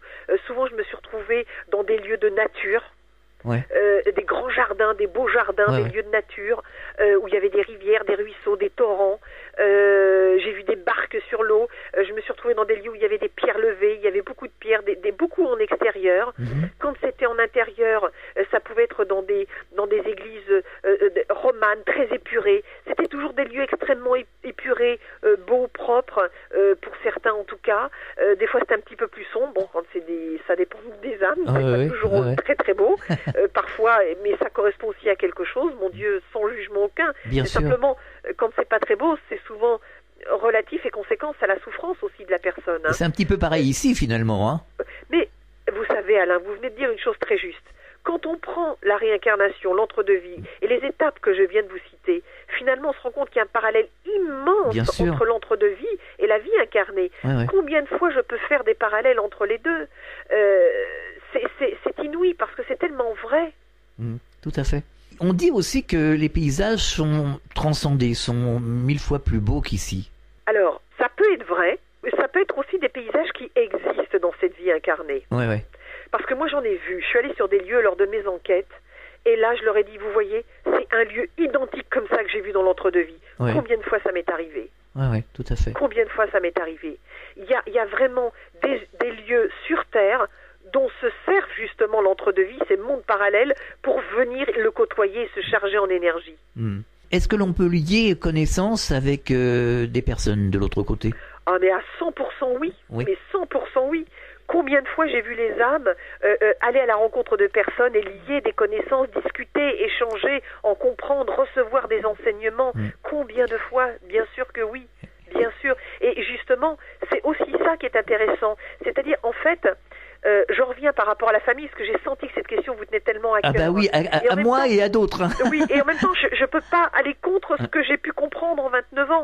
C'est-à-dire, en fait, vous savez, souvent, même dans une famille où on s'est bien entendu, des fois, l'âme accepte de l'autre côté ce qu'on va appeler une mission. Et cette mission, elle sait qu'elle doit se désengager aussi de cette famille pour mener à bien cette mission. Mais sans pour autant lâcher la mission qu'on a de l'autre côté, on peut très bien se voir comme ici. Finalement, ici, on a notre travail, on a nos occupations, on se voit pas tout le temps, mais on se voit Exactement. Voilà. Vous répondez à ma place finalement, parce que c'est ce que j'allais vous dire. Je dis, la personne, l'âme, va aller mener sa mission. Je pense par exemple à la sœur d'une de mes élèves qui est morte brutalement d'un accident de voiture et qui a laissé 3 enfants. Et quand, bien sûr, tout ça je le savais pas quand j'ai commencé à travailler, je l'ai découvert au fur et à mesure.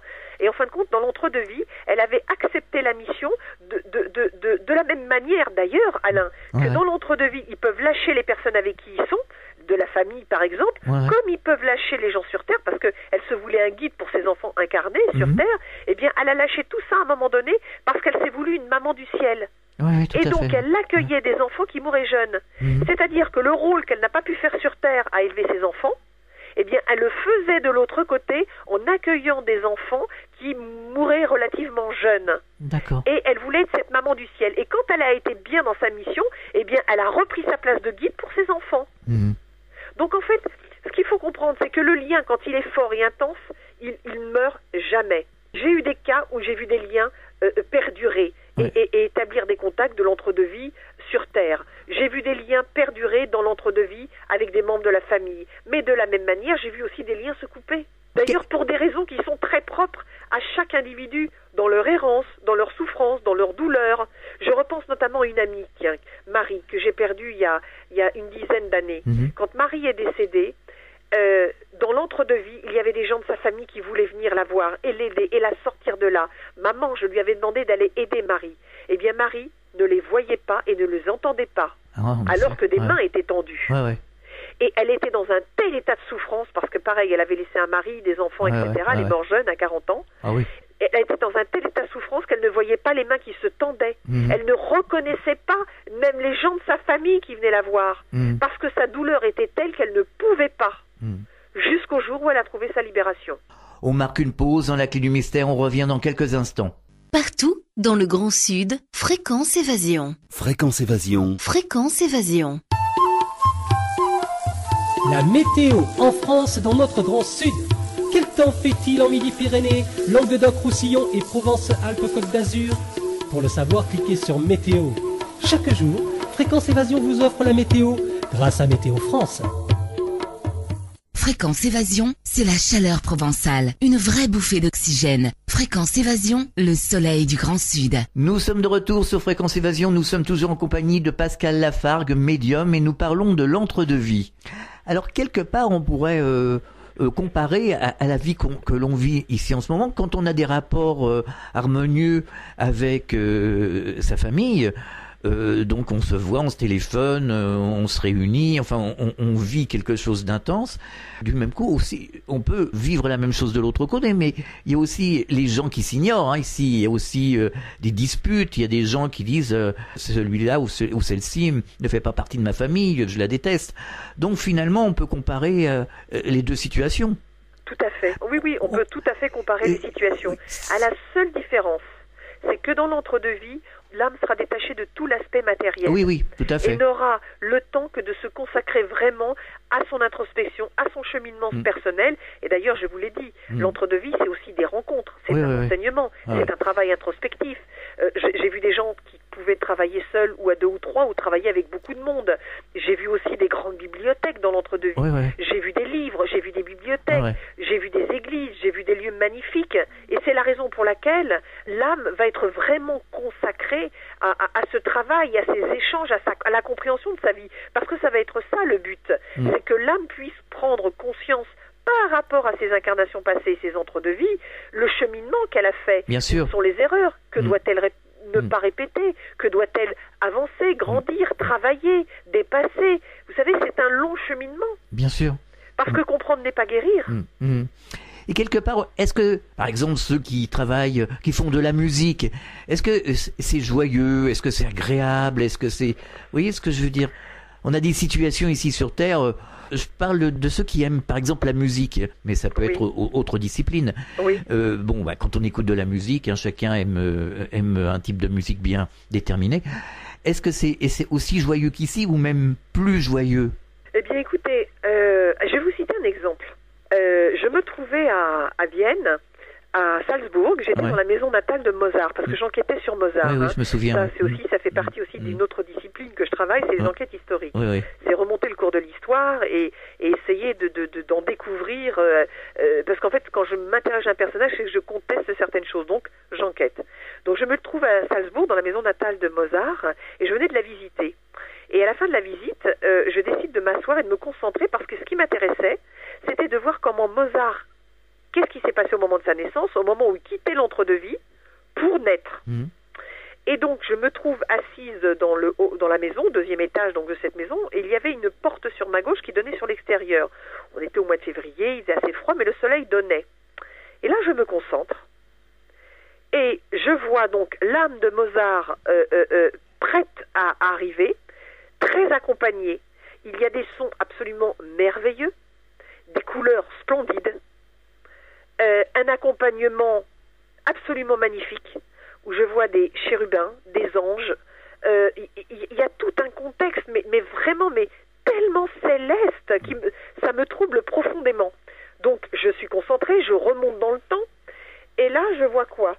Je vois le lit sur lequel est couchée Anna Maria, la maman de Mozart, et je vois un immense rayon lumineux qui va en s'élargissant sur le lit et le corps de Maria. Je vois des femmes qui s'affairent autour du corps de Maria, et je vois ce grand rayon de lumière avec ces angelots qui passent, etc. Et là, je reçois un immense message de Wolfgang Amadeus, en fait, de l'âme, et je reçois, et dans tout ce message, j'entends une phrase, mais une phrase qui va me troubler, mais profondément. Et la phrase est la suivante: je viens du ciel, j'arrive sur terre, mais je viens surtout du ciel. Et cette phrase va me troubler, Alain, mais à un point vous ne pouvez pas savoir. Alors je me dis, il parle là pour le coup de l'entre-deux-vies, il explique, tout ça, je suis vraiment troublée. Et je prends tous les messages, je les entends, il me donne des messages absolument sublimes. Je rentre en France, et quelques mois plus tard, je rentre dans une librairie, et comme je le fais souvent, je regarde les bouquins, et puis là, il y a un livre qui m'intéresse. Et ce livre, il est écrit par Gonzague Saint-Brice, et il s'appelle La Malibran. Je me suis dit, tiens, c'est qui la Malibran? C'est quoi? Une femme qui est née en 1808, début du 19e siècle, cantatrice, chanteuse, etc. Bref. Oh, j'achète le bouquin, ça me passionne. J'ai dit, tiens, je vais lire sa vie, ça me passionne. Je lis le bouquin d'un trait. Sauf que, à un moment donné dans le livre, j'arrive même plus à lire tellement mes yeux sont embrouillés de larmes. La Malibran s'appelait Maria Garcia. C'était une soprano au 19e siècle. Et son père, Manuel Garcia, c'était un ténor, il dirigeait une troupe en fait, et il dirigeait des opéras. En 1826, va être organisée à New York la première du Don Giovanni, dans laquelle Maria Garcia va chanter. À l'issue de cette première, c'est ce qu'écrit le livre, à l'issue de cette première, qui va être un vrai succès, il va y avoir un repas qui va être organisé donc à New York. On est en 1826. Il faut savoir que la Malibran donc est née en 1808. Elle n'a donc jamais connu Mozart, puisque Mozart est mort en 1791. Et il se trouve que lors de ce dîner, la Malibran, donc Maria Garcia, va être assise à côté de Da Ponte, Lorenzo Da Ponte. Da Ponte était le librettiste de Mozart. Et Maria Garcia, la Malibran, n'a jamais connu Mozart. Donc elle va poser beaucoup de questions à Da Ponte sur la vie de Mozart. Et à un moment donné, Da Ponte va dire à Maria Garcia, Mozart disait toujours, je suis né du ciel et de la terre, mais j'appartiens au ciel. Quand je vais lire cette phrase, bien évidemment, la phrase qui n'était pas tout à fait comme ça, mais qui ressemblait très fort à ça, enfin, en tout cas qu'elle est dans le même sens. Et alors là, je vais pleurer, et là, je vais comprendre l'importance de ce message et de ce qu'a voulu dire l'âme de Mozart quand il arrivait de l'entre-deux-vies pour arriver sur Terre. Voilà. Donc c'est pour vous dire que les choses n'arrivent pas par hasard. 9 mois après, je le lisais noir sur blanc dans un livre. Voilà, ça dépasse vraiment l'entendement.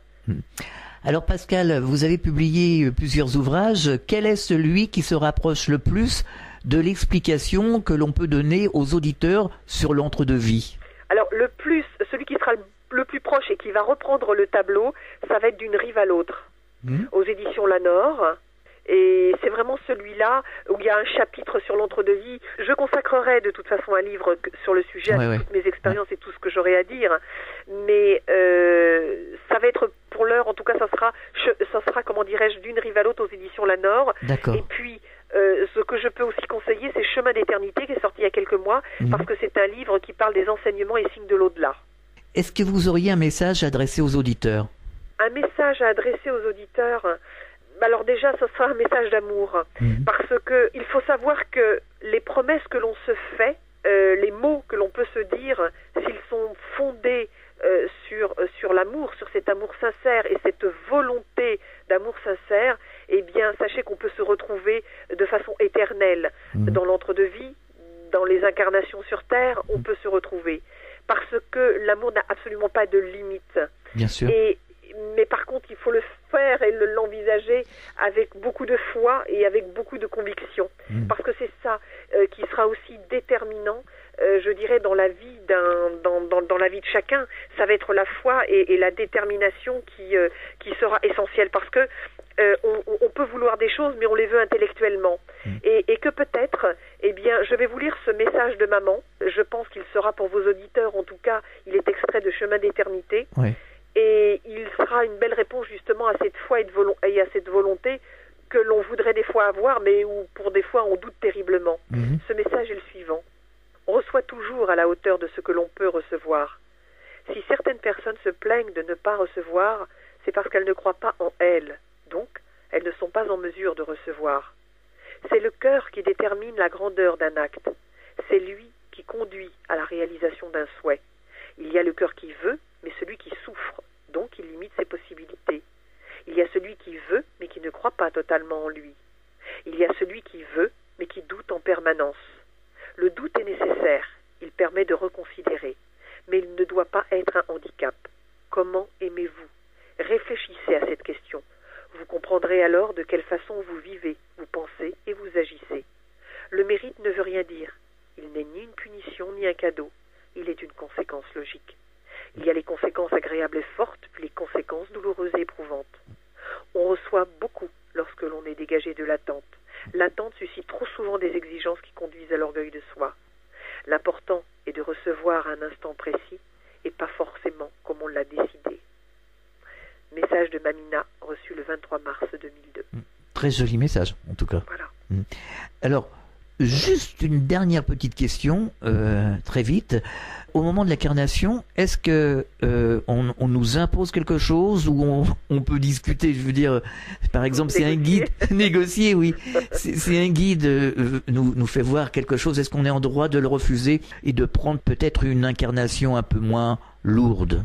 Alors, votre question est très importante, Alain, parce que au moment de la préparation, justement, à l'incarnation, j'ai envie de dire, les dés sont jetés. Alors certes, on a son libre arbitre, mais quand on comprend tous les aspects de l'entre-deux-vie et tout le travail que vient faire l'âme, j'ai pu constater plusieurs choses. C'est-à-dire que parfois, il arrive que l'âme, par rapport à ce qu'on lui présente et que dans les grandes lignes on va lui présenter, eh bien, ma foi, elle s'en satisfait, elle est contente, finalement, c'est pas si mal que ça. Mais il arrive parfois également que l'âme, ce qu'on lui présente, n'est absolument pas positif, bien sûr, n'est pas bon, ou c'est quelque chose, ça va être un chemin difficile et douloureux. Mais l'âme sait à ce moment-là que ce qui va lui être présenté, c'est pas quelqu'un qui décide que cette âme-là, parce qu'elle est gentille ou parce qu'elle est méchante, qu'elle va vivre telle ou telle chose. Cette âme, ce qui va lui être présenté, ne va être que la conséquence de tout un travail qu'elle a fait dans l'entre-deux-vie, conséquence des leçons qu'elle a tirées de ses incarnations précédentes, de ses entre-deux-vies précédentes. Donc l'âme sait que dans l'évolution qu'elle veut avoir et vers laquelle elle se dirige, elle sait que c'est une étape indispensable. D'accord. Elle sait que c'est une étape indispensable et elle sait pertinemment que, oui, elle n'aurait pas franchement envie de le faire, mais que pour l'évolution de son âme et que pour pouvoir dépasser certaines douleurs, il faut peut-être passer par là. Et d'ailleurs, on nous dit très souvent, on choisit sa famille. Alors je vais vous dire, non. Parfois, on choisit pas, je dis non, on ne choisit pas systématiquement sa famille. Parfois, il arrive que l'on puisse, par rapport à un travail que l'on fait, se diriger vers une famille que l'on a choisie, que l'on a programmée. Oui, là je vais vous dire oui. Mais il arrive aussi parfois que l'on se dirige vers une famille que l'on n'a pas du tout choisie et qui nous est très lourde et très pesante. Preuve en est d'ailleurs quand je travaille avec des élèves et que ces mêmes élèves me disent « Mais Pascal, ces parents, dans quelle famille je suis arrivée, ils ne me correspondent pas. Des fois, j'ai l'impression que mon père n'est pas mon père ou que ma mère n'est pas ma mère. » Des fois, les gens me le disent et c'est un traumatisme pour eux. C'est souvent ça, de toute façon. Voilà. Et d'ailleurs, et c'est la raison pour laquelle, à ce moment-là, eh bien voilà, l'âme, ça va être la continuité de son cheminement. Vous savez, très souvent dans les fins de conférences, quand les gens me disent « Oh, j'espère que je me réincarnerai plus, que c'est la dernière fois. » Eh bien, je sais que quand on me dit ça, le message à comprendre derrière, c'est eh bien, tant que vous penserez comme ça, vous allez vous réincarner. Ça veut dire que vous n'êtes pas dans le dépassement. Bien sûr. Eh bien, c'est vrai que la douleur, on a envie qu'elle s'arrête, la souffrance, on en a ras-le-bol. Ah oui, mais en même temps, est-ce que c'est pas ça qui nous fait grandir? Oui, mais enfin... Si je peux me permettre, oui, Alain, oui. Je vais vous lire ce message de ma mère parce qu'il est très beau. Il va répondre à votre question. Voici le message de Mamina. Dans un des messages, voici ce qu'elle dit. On nous donne des épreuves, on nous donnera encore des épreuves, afin d'apprendre, afin de grandir, afin de comprendre, afin de prendre conscience de ce que nous sommes et vers quoi l'on veut nous conduire. En quoi sommes-nous capables de résister? En quoi sommes-nous capables de lutter? De trouver les armes nécessaires afin de mener notre combat, nos combats. Le dépouillement, c'est la délivrance de notre médiocrité. C'est la révélation de notre personnalité.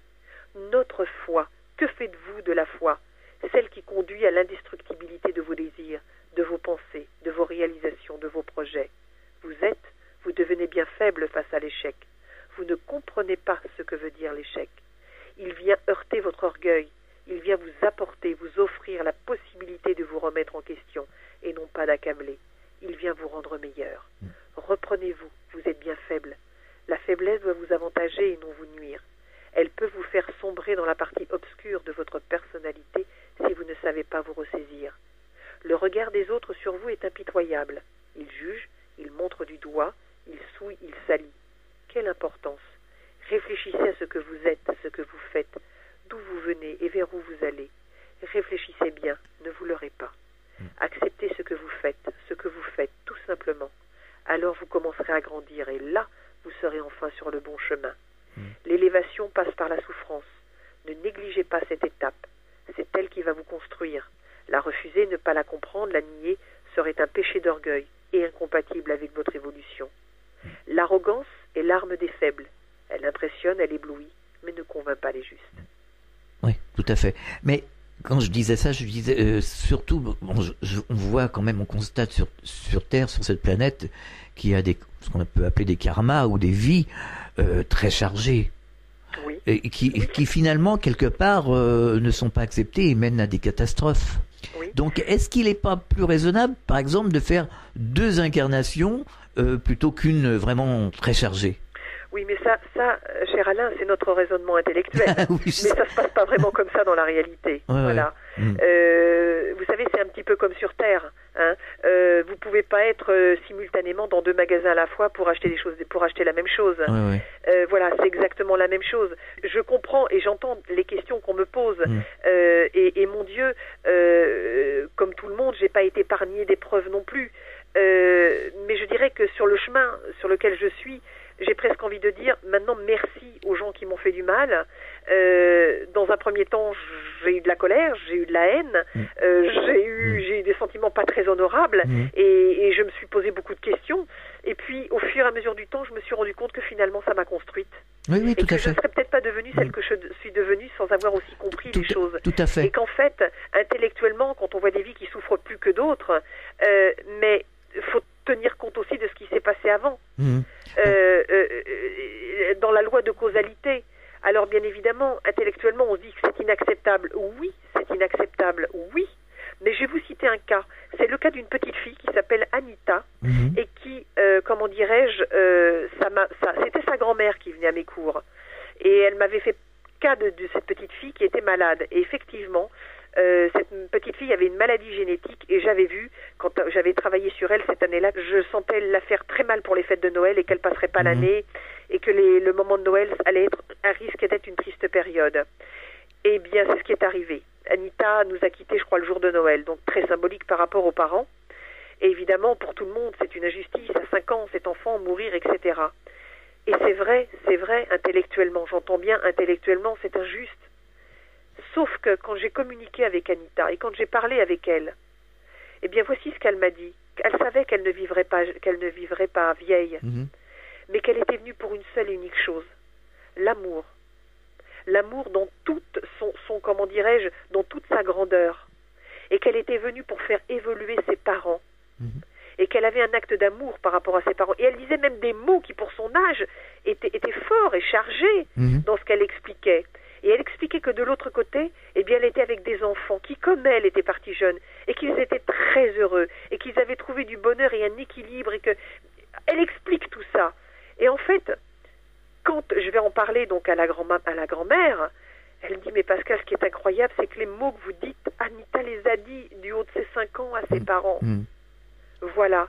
Donc en fait, intellectuellement, je comprends et je pourrais être la première à penser la même chose. Mais quand on comprend le chemin d'Anita, ce qu'elle avait quelque part décidé et choisi, mais pas intellectuellement, dans son cheminement de vie, eh bien, elle est venue en acte d'amour pour ses parents. C'est enregistré. Voilà. Alors, je ne vous demande pas si vous avez des projets. J'en ai plein. plein. Je me doute. Des conférences aussi? Oui, énormément de conférences. Là, cette année, je viens de fêter ma 100e conférence, là, le 18 octobre à Cherbourg. Je crois que cette année, j'ai fait 20 conférences cette année, c'était absolument énorme, jusqu'à 5 par mois. Ouais. Je ne renouvellerai pas, parce que c'est beaucoup d'énergie et beaucoup de fatigue. Mais déjà, oui, on pourra aller sur mon site internet, l'agenda va être mis à jour très bientôt. J'irai quasiment une conférence par mois et tourner dans les grandes villes de France. Donc voilà, donc des conférences à venir, des émissions aussi à venir. Je suis à l'écriture d'un livre actuellement sur la réincarnation. Voilà, j'ai plein de projets en cours. Et vous viendrez certainement dans le sud de la France? Oui, je vais venir dans le sud de la France. Je sais que je vais venir sur Toulouse. J'irai sur Toulouse, Toulon, Nice, de mémoire. J'ai pas tout en tête, mais... D'accord. Voilà. Très bien. À très bientôt, Pascal Lafargue. Merci d'être passé dans la clé du mystère et bon courage pour la suite, en tout cas. Eh bien, écoutez, c'est toujours un grand plaisir, Alain, d'être invité dans votre émission. Et je souhaite à vous et à tous vos auditeurs beaucoup d'amour et beaucoup de paix dans le cœur de chacun. Merci, c'est gentil. À bientôt. À bientôt, Alain. Merci beaucoup. Fréquence Évasion.